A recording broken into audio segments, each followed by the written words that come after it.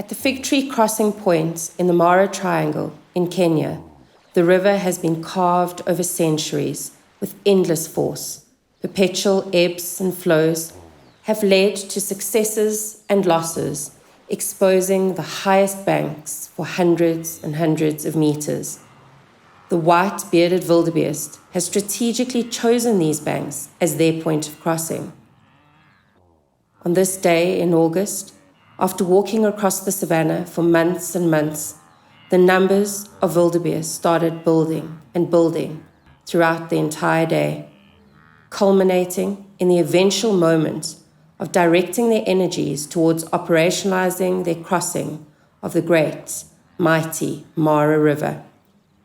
It is a layered scene that begs the questions: who will do what, and at what point, to ensure this herd's success and survival. Crocodiles, enormous in stature, are ever present, waiting patiently for just this moment. The wildebeest choose to partake in this constant cycle of migrating across this river to the grassland beyond to bring up their young in a time of plenty.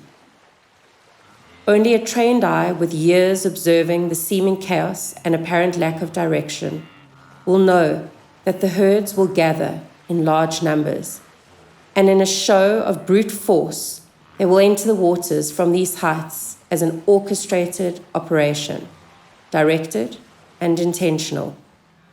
Building numbers before embarking on this treacherous passage will help divert the danger and result in a successful crossing. Once the numbers reach the point where the banks cannot sustain them any longer, the first brave wildebeest simply leaps into the water, no fear, no hesitation. On this dusty and humid morning, 100,000 wildebeest directed their energies to a successful crossing of the mighty Mara River.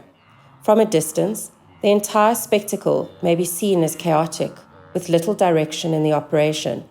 But observing smaller herds and groups within this mega herd, it becomes clear how instinct and past knowledge keeps these animals safe.